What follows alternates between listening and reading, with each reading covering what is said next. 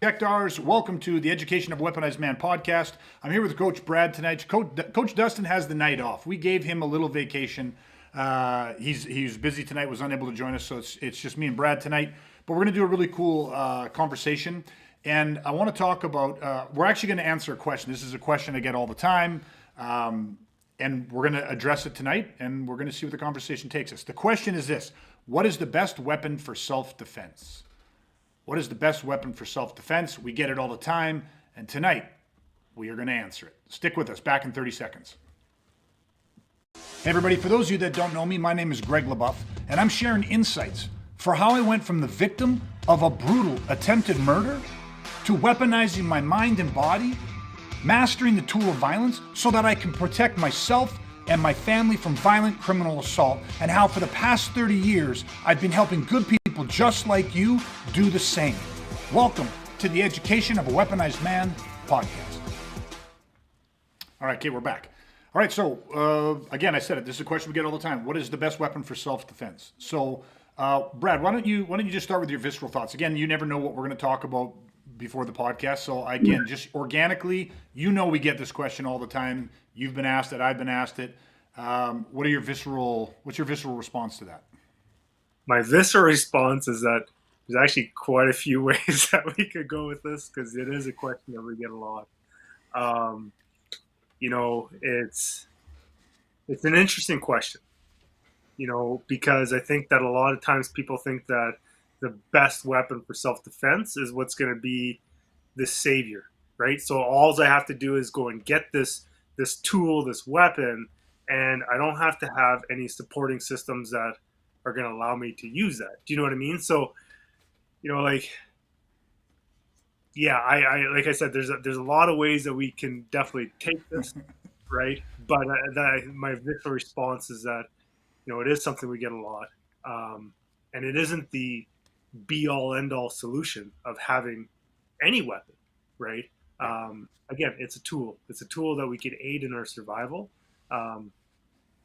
But there's my super extremely vague answer. Well, I love the point that you made. Let's jump off of this real quick. Then there's a couple housekeeping things I think that we need to talk about to define for people to get everybody on the same page. But I love it. I love the way you said it. Weapon is a savior. I think a lot of people, when they ask that question, hey, listen, what's the best weapon for self-defense? A lot of people that ask this question are people that do not train. Like I don't get this question a lot from people that are engaged in the weaponizing process. I mean, yes, it does come up, and I'm not saying that it's not a curiosity or a question that they want answered. They just are not outright asking it, because the second you start the weaponizing process, you start understanding the language of violence, and very, very early on you start going, I don't fully understand everything yet, but I get that question is too vague, right? And I think what happens is, again, you get people that are not training. They come up, they find out what we do, and they ask, hey, what's the greatest weapon for self-defense? Because they want the savior. What was the old quote from the Wild West? You know what I mean? God made man, Sam Colt made him equal. You know what I mean? Like, the gun is the great equalizer, or the weapon is the great equalizer. And people look at that, and that's it. It's almost like, I heard it phrased this way one time. People ask you, say, listen, if I had to know one thing about defending myself, what is that? And they're looking for some sort of trick or tip or tool or some instantaneous gratification. But what they're really asking when they do ask you that is they're not interested in training. They're saying, listen, what do I need to know so that I never find myself in a position where I have to defend myself? Right? And that's kind of the thing with, like, the weapon as a savior. Hey, listen, what's the greatest weapon for self-defense? Oh, it's a knife. Oh, it's a gun. Oh, it's a whatever. And right away they're like, okay, well, I can go out and purchase that. I mean, maybe I have to get my firearms license, my PAL, whatever. Maybe it takes a little time, but I can buy the gun. I can buy a knife, whatever it is. And you're 100% right. They're looking for it as a savior. And what was funny about that is probably one of the first points we make. Weapons are not saviors. No. And that was your point about, like, you have no supporting skills. A tool is just a tool. A knife, a gun, it's just a gun, it's just a knife. And I'm not saying they don't have dangerous potential. I'm not saying that they don't have lethal capabilities, but it is just an inanimate object. And what really brings it to life is the hand that's holding it and the mix of attributes that hand possesses, that person has, right? So that's a good one, and I think that's why a lot of people ask the question, is because they're looking for the savior, right? The simple solution. And I think that if for anybody who's been watching the podcast and listening to the podcast and following along, is like, what do we always talk about?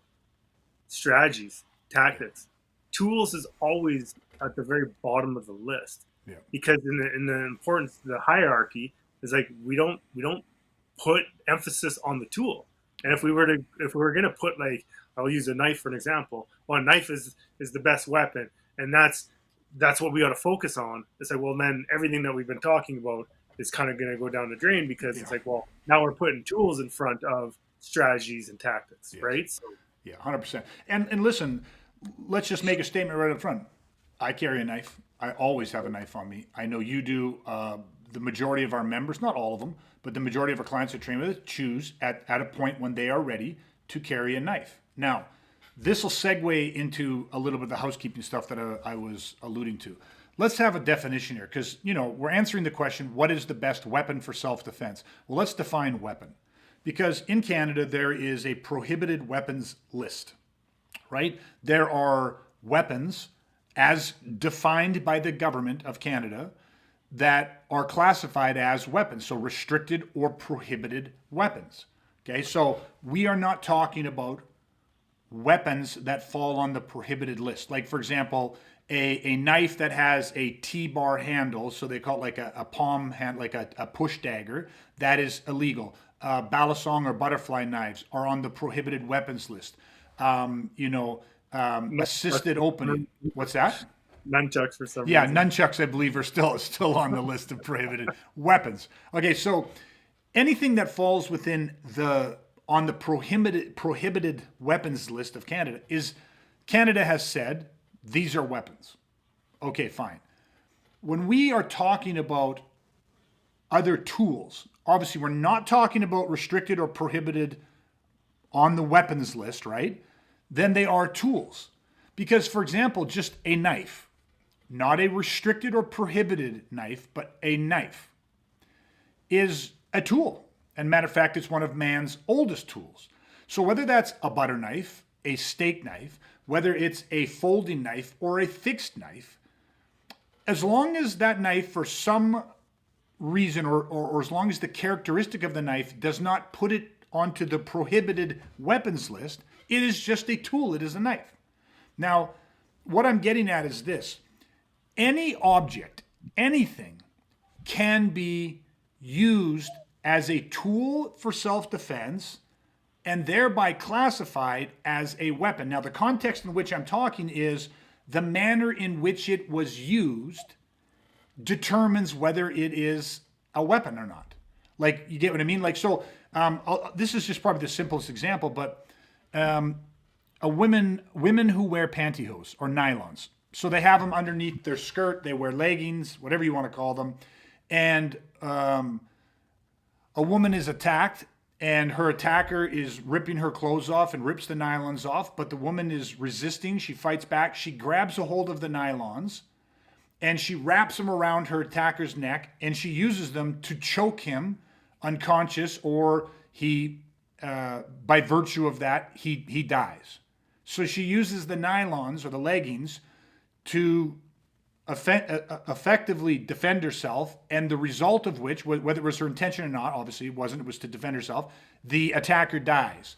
Well, those nylons, those leggings, based off the manner in which they were used, they were the weapon that she used to defend herself. Now,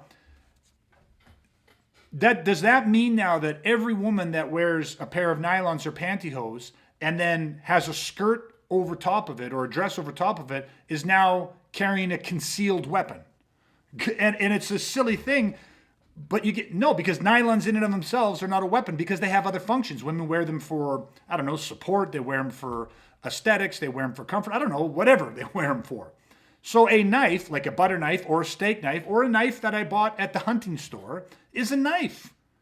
I carry a knife because, as a young kid, you come across an accident scene to which the person is trapped in a vehicle, and you see an individual on scene use his knife, a fixed blade, to pry open the door when the door was jammed and there was no other way to gain entry to the vehicle. And then they use a knife, which is fully serrated blade, and they use it to cut the seatbelt free and extract the person from the vehicle, thereby saving their lives. Well, that is a very strong blueprint on a young man to go.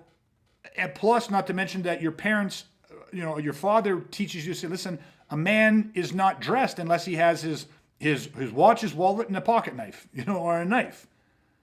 So I'm just trying to say, so I carry a knife. Well, I carry a knife because it is a tool. You can open bottle caps, you can cut strings, you can open food containers, you can effect rescues and extract people from burning vehicles. You can cut away clothing to treat wounds. The point that I'm getting at is that nylons or a knife or a heavy object, a statue, a rock, all of these things can be used as, quote unquote, a weapon in defense of your life. Matter of fact, the Prime Minister of Canada, upon waking up in the middle of the night and finding an intruder who had gotten past all of his security in his bedroom where him and his wife are sleeping, the first thing he did was reached over and picked up a heavy statue and was using it to defend himself against the intruder. He was using it to bludgeon the intruder. And so that statue, although it had other purpose, aesthetics and maybe sentimental value or meaning, was used as a weapon. Now, whether that was, again, self-defense or murder is determined after the fact. I mean, those nylons around someone's neck, was that self-defense or was that murder? Well, the context is going to determine the content. So I think it's important that when we say what is the best weapon for self-defense, you will most often hear us talk and say, what are some of the better tools for self-defense? And tools can be in fact used as weapons, but they are not defined, they are not in and of themselves a weapon. That I don't know, does that make sense? I think it's important for us to clarify that, because when people say to me a weapon, I will often think of the prohibited weapons list where Canada has said right from the go, these are considered weapons, period. And they are on the restricted or prohibited list. And whether we agree or disagree, those are the facts. Okay, does that track? Yeah, no, for sure. Okay, now, so having said that, a lot of people are looking for a savior, right? They just think, okay, a knife has got to be a lot easier to use. So is a knife the best? Is a taser the best? Is pepper spray the best?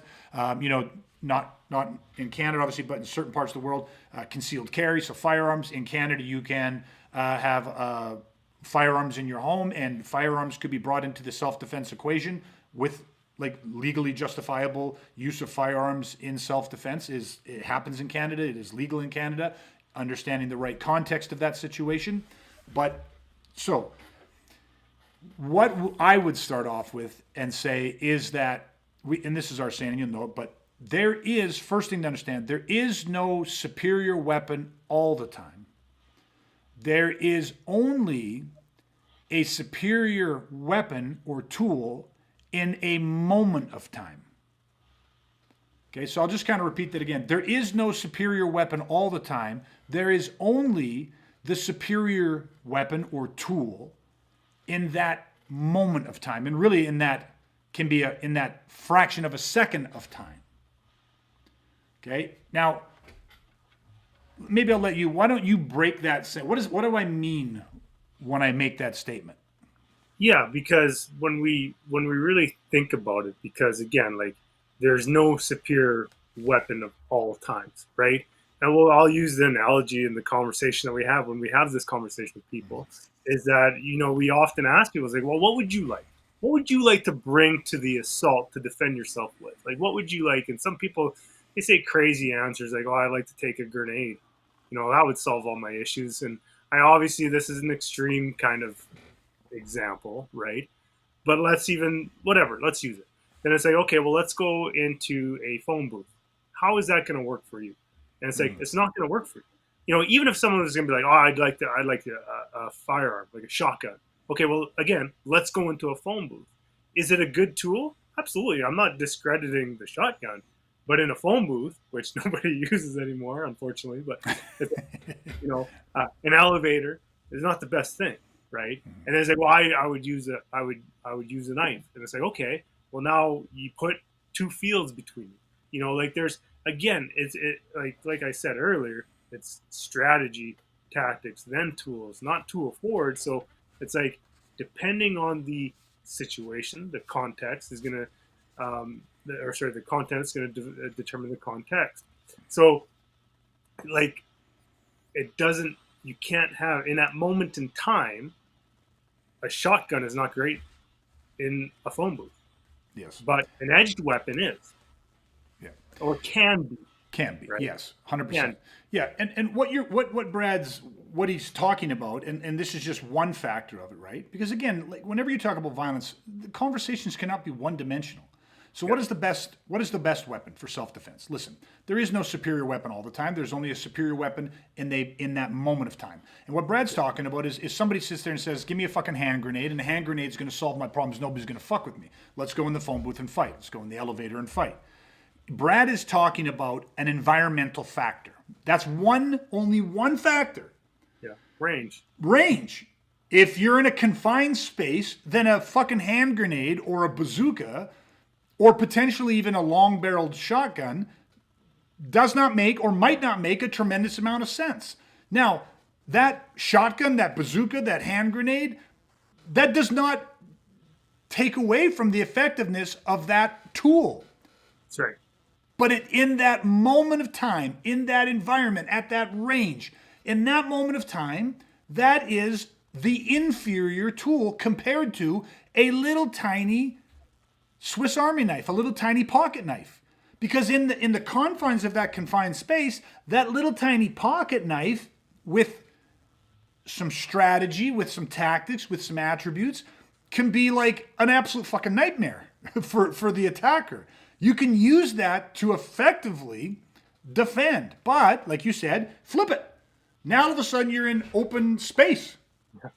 And I'm standing there with my little tiny pocket knife, and you got a long-barreled shotgun standing, 13 feet away, 14 feet away, and right away people are going to go with the 21-foot rule and blah, blah. Okay. But you get the point that we're making. When the environmental or the range changes, all of a sudden, the shotgun becomes the superior weapon over the little tiny pocket knife. Now, let me give you another scenario, and we're just reinforcing this. I'm in a pub, okay, and all of a sudden, it's close to closing time. Most people have left. I'm sitting up at the bar. I'm chit-chatting to the bartender and the waitress who's basically doing cash out and getting ready to kind of close everything up for the night. And all of a sudden, two armed men rush in.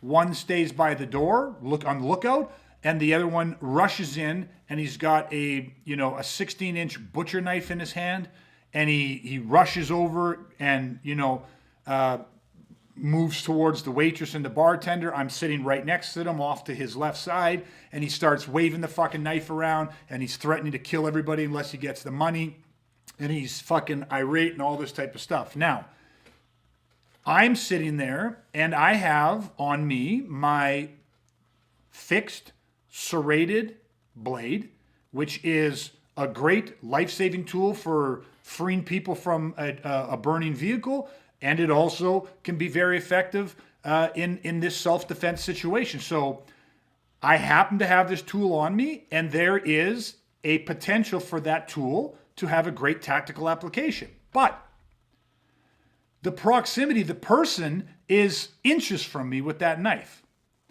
And my blade is tucked into my waistband where I always, keep it with my shirt's covering it, my jacket's on. It's winter. I had my coat on. I'm just getting ready to go. So it is not as accessible as I would hope for it to be. Now, I recognize something. I'm sitting on a tall bar stool. So what's my greatest concern right now? What's my greatest threat? What does the bad guy, at least I have to believe, it's reasonable for me to believe, what is his objective? If he's not going to get what he wants, he's getting agitated, he's getting close to what we call the point of no return, moving into crisis phase, where he's going to cross over and begin a physical assault. What's the single greatest threat to me at that point in time? Him coming, swinging the blade at you. Getting fucking stabbed. Getting slashed, getting stabbed, but him attacking with that knife. Now, I sit there going, but Brad, I have got what right now in this moment would be a great weapon or tool to defend myself, because I also have a knife, and I'm willing to bet that I have better training. I have an element of surprise because he doesn't know I have a knife. I know he has a knife. But that knife that is in my waistband, although I could get it with relative economy of motion and speed, is there, in your opinion, I'll just say, could there? We're doing hypotheticals a little bit. Could there potentially be a better tool that is quicker to access than my blade? Absolutely, there is. Wow, what could that possibly be? For me, it's the bar stool, because the thing I'm sitting on, my chair. God, please explain. Yeah. But and this is just it, right? Because it's like, if you know the objective, if he's going to come swinging at you, he's going to assault you, he's going to try to stab you, cut you, and it's like you have a very tangible tool. Because again, it comes back to strategies and tactics, right? And you want to counter the objective, and it's like you have a tool. I think that if most people, where my head went to when you're talking about the story was, oh, he's got a knife. Haha, I'm going to pull out my knife, and now we're going to duel, and now we're in a knife fight. Yes. And the first thing that popped in my head from that point was like, wow, that's a lot of fucking risk. Yes. That's taking on a tremendous amount of risk, because now I'm trying to engage in a knife fight. Yeah. When I could pick up this chair, I could move tactically and strategically, and I have something that is a barrier to entry. I have something between me and him. When I know that he's going to try to cut, stab, slash, whatever, that I have something I could put in between me and him that is better than the knife in that moment. Yes. Because it's more, I was going to say guarantee. There's never a guarantee, but it reduces my risk to getting injured. Yeah. See, let's paint the scenario for a second, right? I'm already sitting on this stool. This guy comes in. As I'm sitting there and this guy's freaking out, my hand already reaches down to one side of the stool. Now remember, to reach down, lift my jacket, go in to grab the knife, there is also a tell with that. Where it's like you're reaching underneath your coat. What does he think you're doing? Going to scratch your nuts? Like, this guy's agitated. Now, a lot of people going, oh, but he wouldn't see that coming, and maybe he wouldn't. My point is, I slide literally simultaneously as I slide to my left away from him. My hand already hooks the bottom of that bar stool, and it lifts it up. And all of a sudden, I'm a little bit more based out with a bar stool, which is 2.5 to 3 feet worth of length. I'm holding that between me and this person that had a knife. So that's what you're talking about, of this barrier to entry. This becomes what we call a dos manos weapon. It's a two-handed tool. So I pick it up and I have this bar stool. We've done this in scenarios thousands of times, but all of a sudden I've got this bar stool. Now, this is where it gets interesting.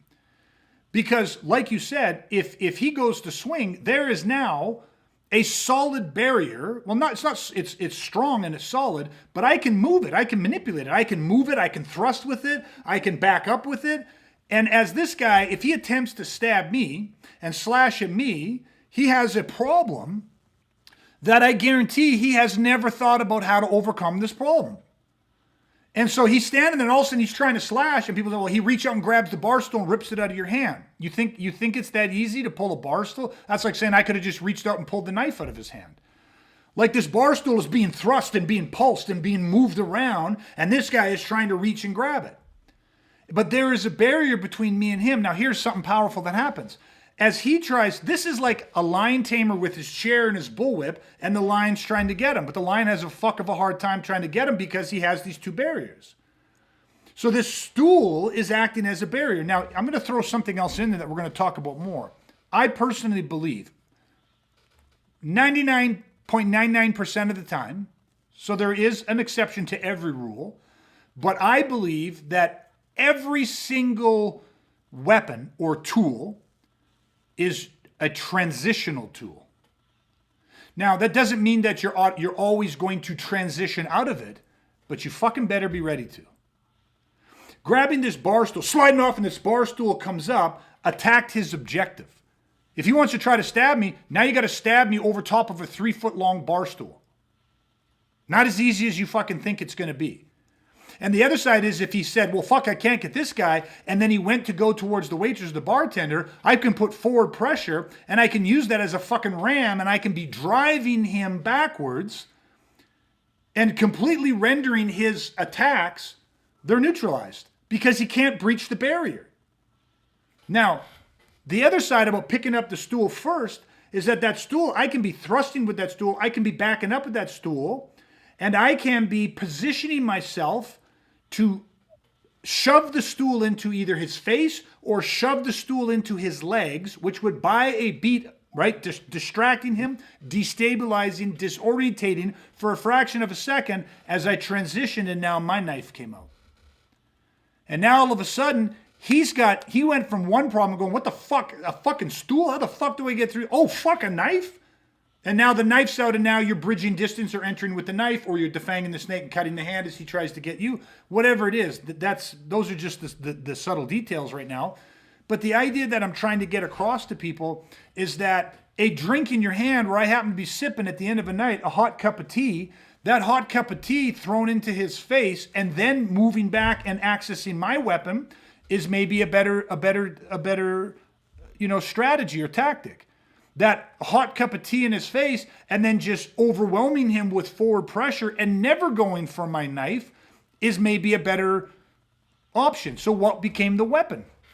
Well, the tea, the glass mug, the aluminum beer can that could be smashed into his face. The stool. There's all kinds of things. You might have a sweater or a jacket that you haven't put on yet, and that can be used as a flexible weapon and snapped or whatever it is. So my idea or one of our points that we need to get across to people is that there is no superior weapon all the time. There is only a superior tool in that moment of time. And that superior weapon might be an elbow. It might be a thumb in the eye. It might be a headbutt. It might be a bottle. It might be a knife. It might be a car antenna. Car antennas are becoming less popular. They're like phone booths. They're going away too. But the point is, it might be a pool ball. It might be a jacket. It might be your hat. It is the whole list. And very few people really ever truly grasp the concept or have the type of training that allows them to be truly transitional, adaptable, flexible enough to go, there is no fucking superior weapon all the time. You know what I mean? And if you're trained that way, then you have that come what may mindset. Because one of the things that we know to be true beyond a shadow of a doubt is that when a human being picks up a weapon, and they pick it up with the intent of and obviously now I'm speaking more to the mindset of the predator. A predator that carries a knife or picks up a knife or pulls out his knife or pulls out his gun becomes cognitively adhered and connected and invested in that tool. And what do I mean by that? Well, they just get overly focused on it, right? It's almost like I can't lose this. Yes.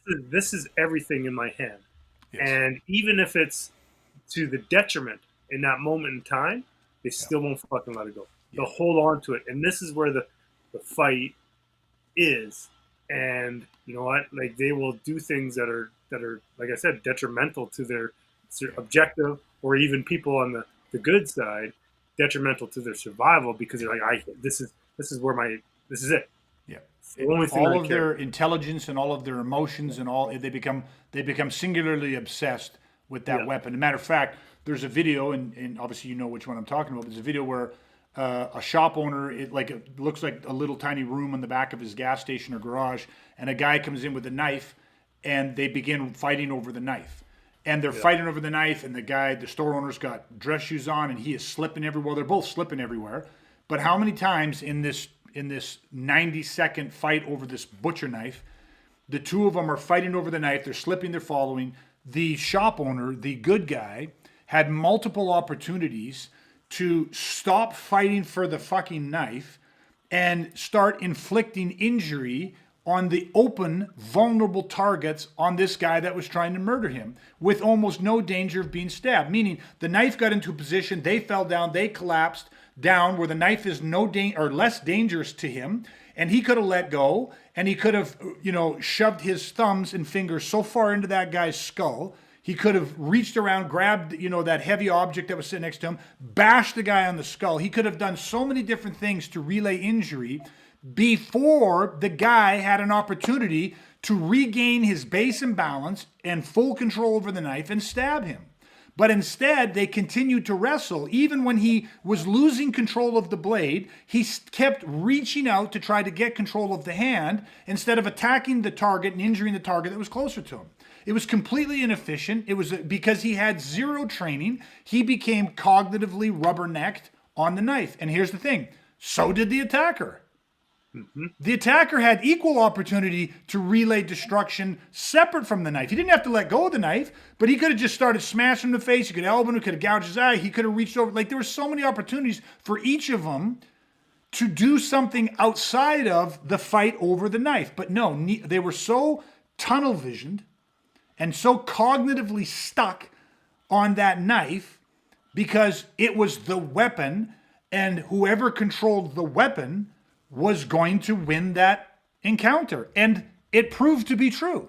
The bad guy ultimately gained control of the weapon, and as the shop owner feebly tried to reach out and regain control of it, which he had zero chance of doing, he got it plunged into the side of his neck 4 or 5 times, and he bled out and died within 60 seconds.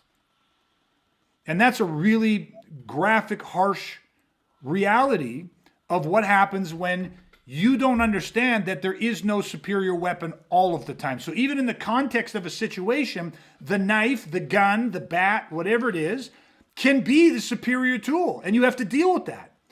But you can, through tactics and strategy, through environment, through all these different ways, you can shift it enough that the knife is no longer the superior, or the gun is no longer the superior tool, or the bat, or whatever it is.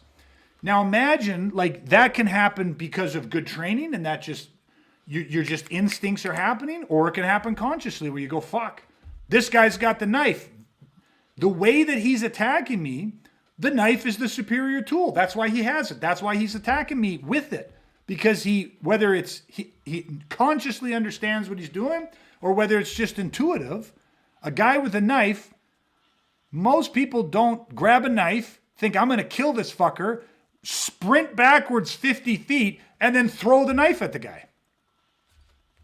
Doesn't take a lot of training to figure out when a guy's pissed off and goes, I'm going to kill this fucker. He grabs the knife, runs in towards the guy, or waits till the guy's not looking and walks up behind him and fucking shivs him. 50 fucking times. Did you have any training? You get what I mean? People intuitively go like, oh, here's my bat. How do I use this? The problem is, or the challenge is, or the good news is, a guy picks up a bat and he's like, I'm going to beat someone to death with the bat. Most people, outside of the first swing, they get an idea, I'm in this range, I'm going to swing and hit him in the head. Most people lack the skills and the attributes and the capability to maintain the right range and to maintain the proper body mechanics and placement and accuracy and follow through and emotional, all that stuff, to consistently use the bat in the manner that the bat is the most effective or is the greatest advantage on that battlefield. Most times you see a guy run in with a bat and he gets way too fucking close and he swings, or he gets one good swing and then his second swing, he falls into the guy. He's off balance. He's too close. He's too far. And this is all without the other guy doing anything to affect it.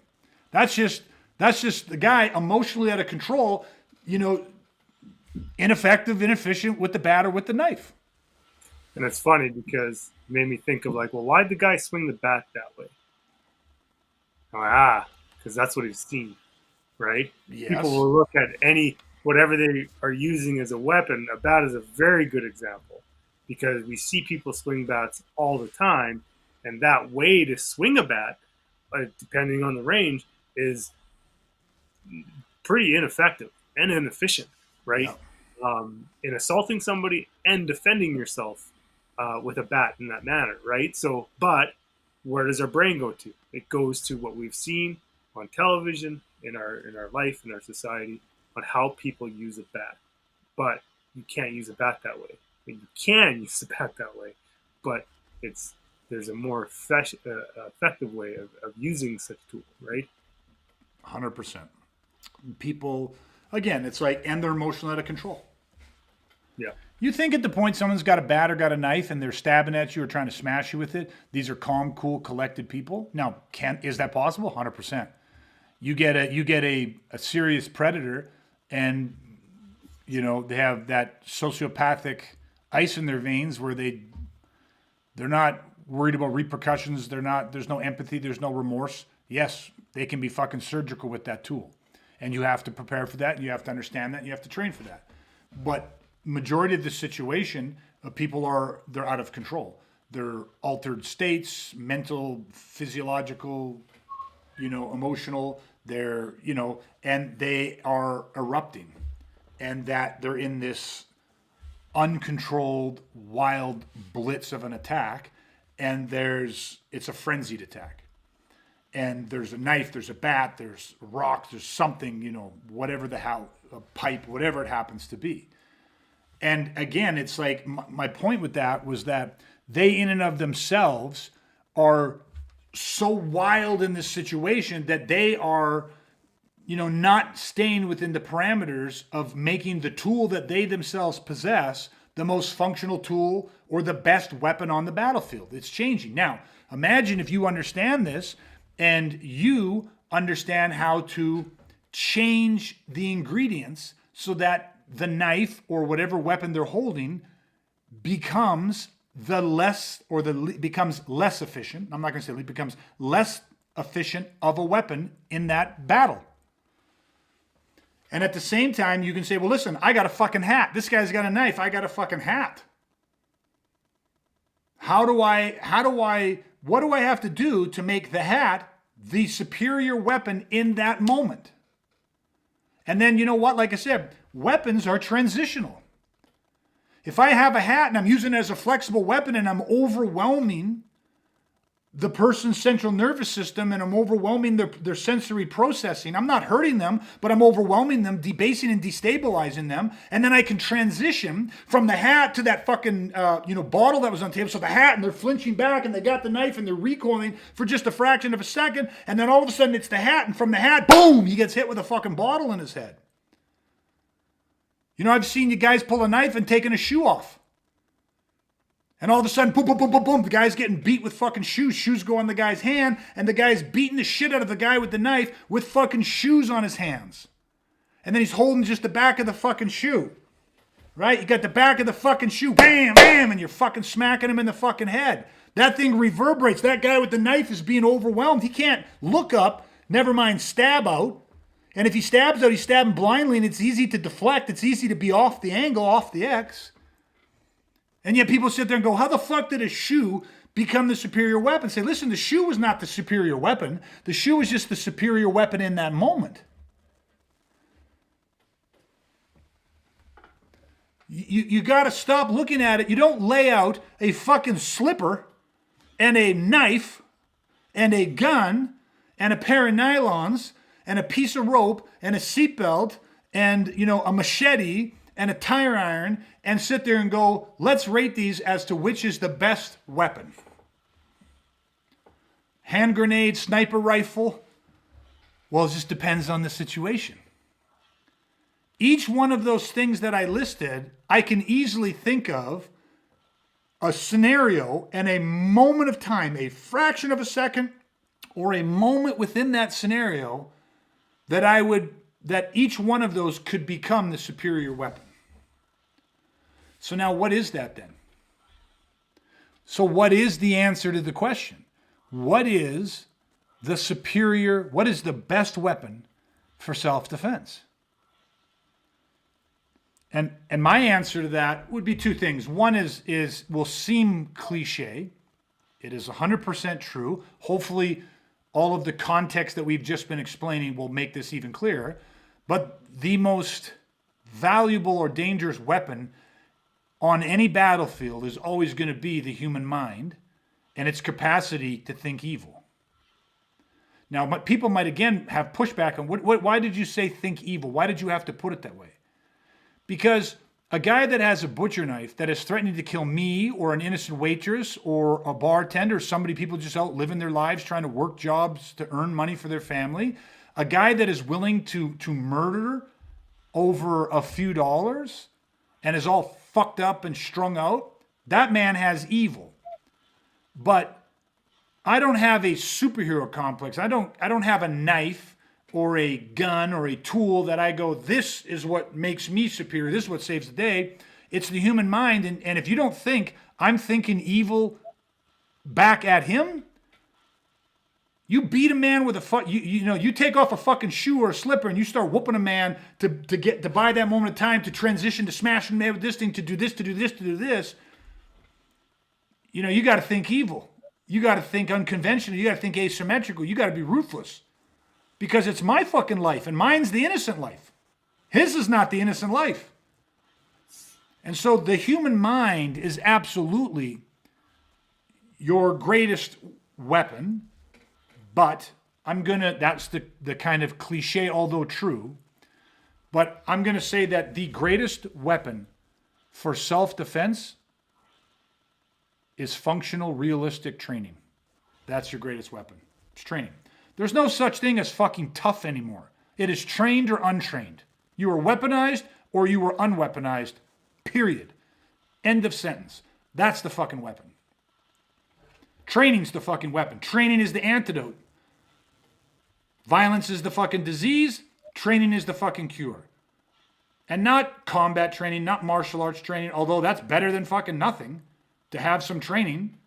But to me, it's, and I don't want to say reality based, it's functional, real world training.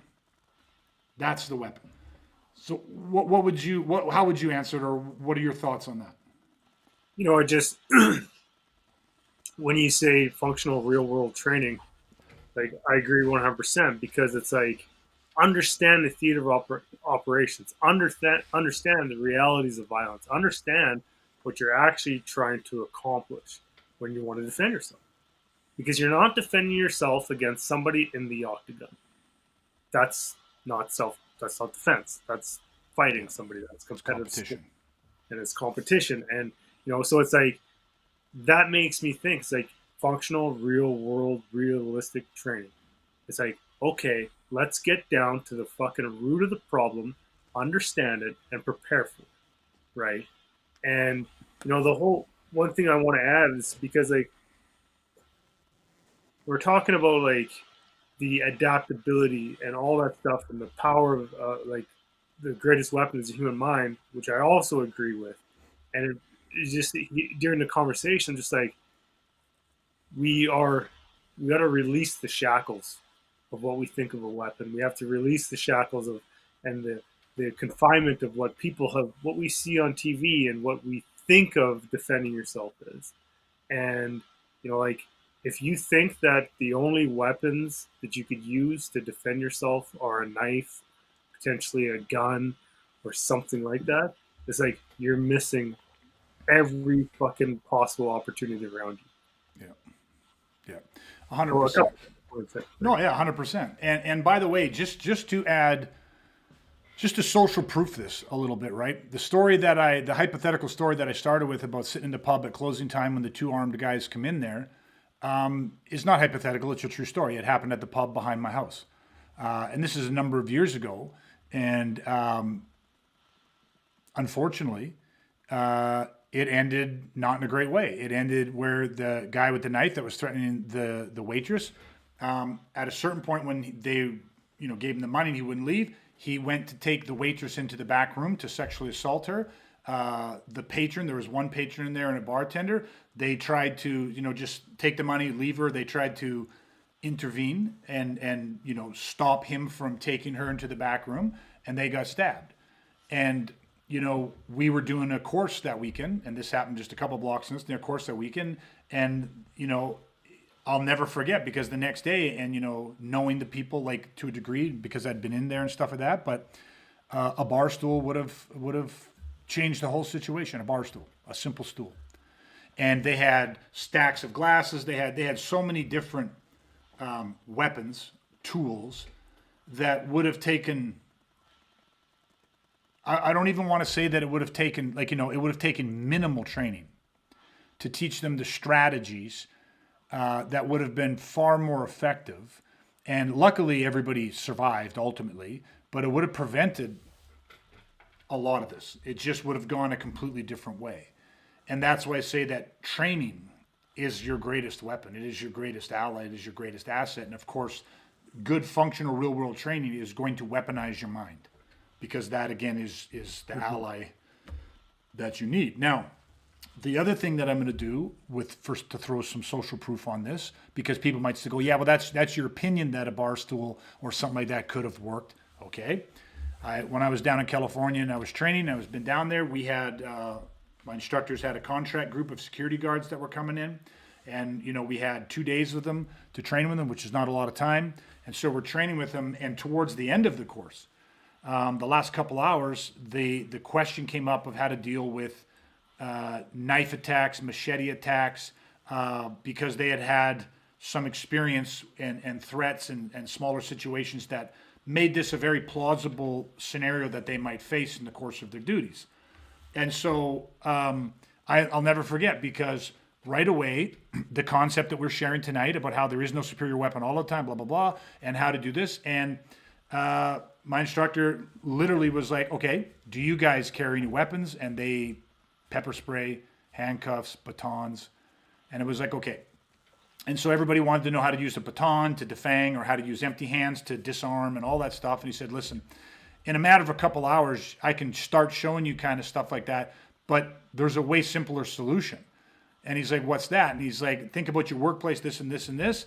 And what it turned out for them was they had chairs and they had garbage cans, like, Rubbermaid garbage cans, like you'd find out in a back alley. And right away, it was like, okay, then I'm going to show you guys how to move with the chair and how to move with the rubber garbage can. And they were like, what?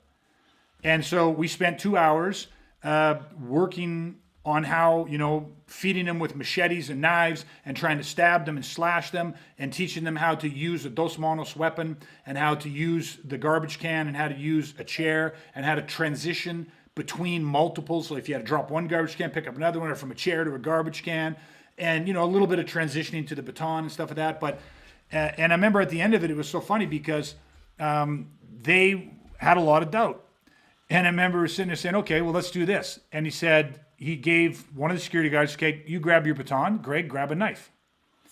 And so I grabbed an aluminum knife, obviously, and I grabbed the knife, and he says, okay, and then he had a machete there. And he said, okay, you take your baton.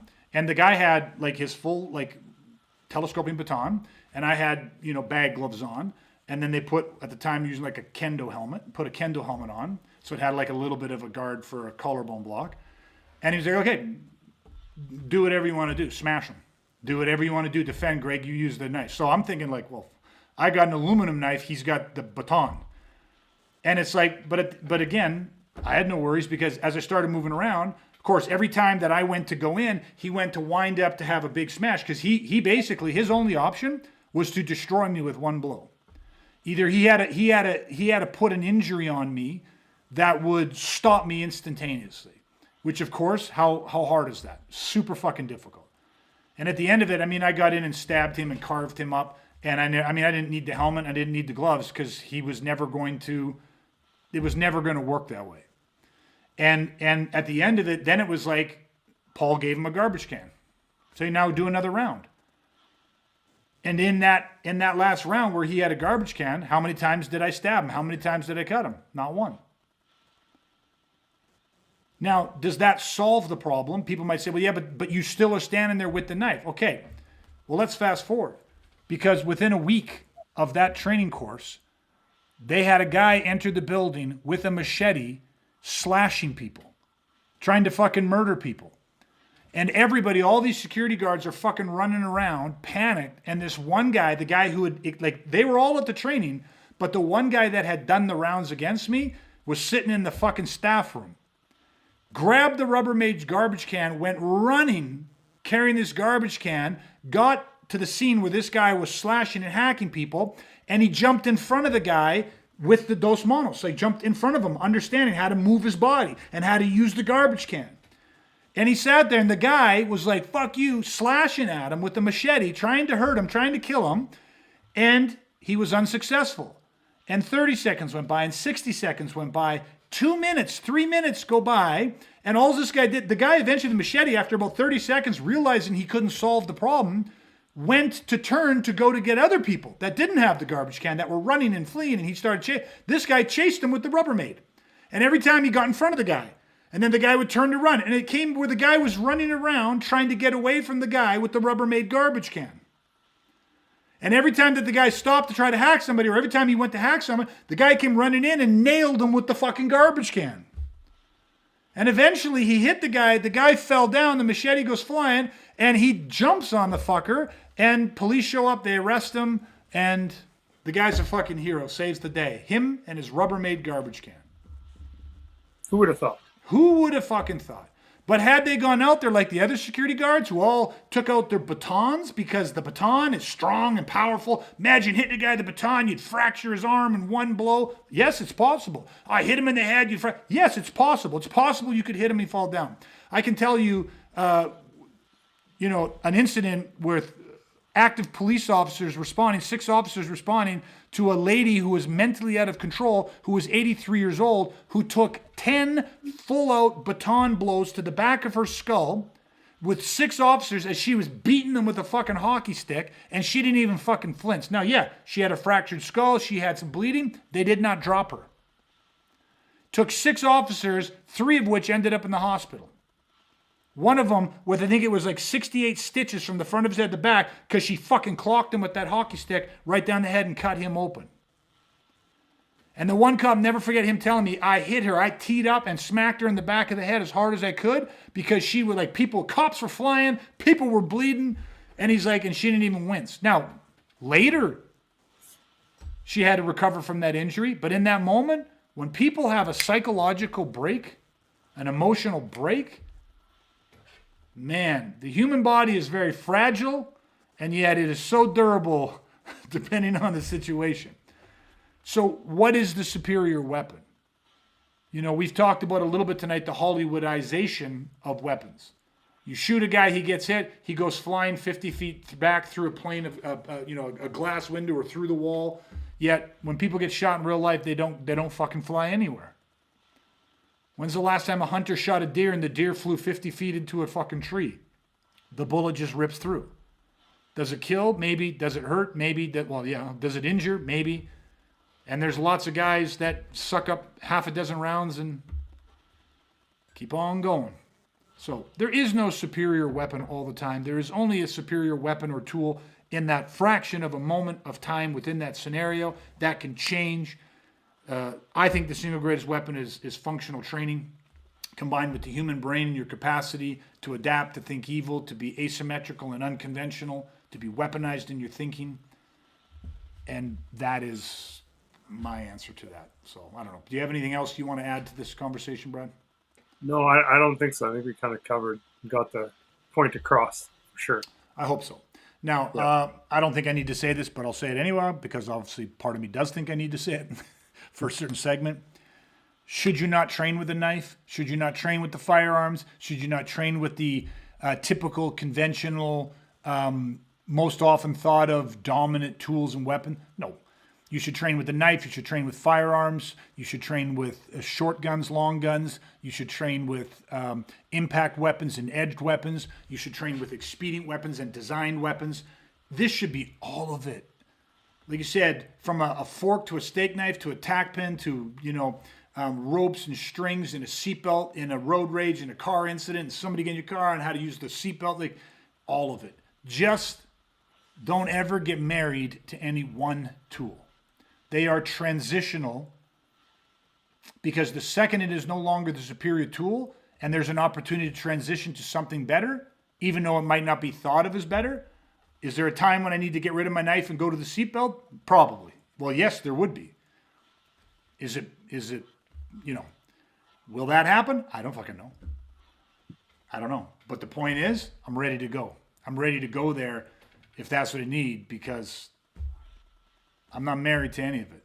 You know what I mean? So the training is the weapon. The mind is the weapon. The adaptability is the weapon. Okay. All right. We'll wrap it there. Okay. Listen, next week's podcast, depending on when you're listening, some people are going to hear these long after they have come out already. But if you are following along with us and you do like to join us each week as much as possible, or listen within, when the podcasts are released, I will let you know that next week's podcast is episode number 40. We've done far more. We've revamped and retooled. We're probably well over 100 podcasts, but as the new iteration of the Education of Weaponized podcast, next week will be our 40th episode. And I'm going to have some very special launches, some things that we're giving away for free. So if you are following along with us, please join us next Thursday at 7:30. Don't miss it. Try to join us live. Take advantage of some of the free stuff that we're going to be giving away. There's a bunch of really cool free offerings and training. We're going to kind of scale up and change the game here a little bit with some things. So I'm really looking forward to next Thursday's podcast. So hopefully you guys can join us. If you happen to be hearing this episode and it is much later than when it first aired, you should head over to our website, check it out, because a lot of the new stuff that I'm releasing will now be available through our website. Like I said, that'll all come next week. So either way, that is what I wanted to share with you. So, okay, guys, thanks so much for joining us, for watching, supporting, sharing, commenting. We appreciate it all. Until next time, stay safe, stay weaponized, and we will chat again soon, everybody. Hey, thanks so much for listening. And listen, if you found this content valuable, here's 3 different ways that I can help you weaponize for free. First, grab a free copy of my ebook, The Education of a Weaponized Man. To get your free copy today, head to ebook.awakentheprotectar.ca. Number 2, you can take a free workshop where you will discover the 10 insights violent criminals don't want you to know. To take this workshop, head to workshop.awakentheprotectar.ca. The third way is to head to my website and check out all of my freeline programs that cover everything from mindset to strategies. To check us out, go to awakentheprotectar.ca. And finally, leave a 5-star review so that we can reach more good people like you who are ready to weaponize and rise regardless.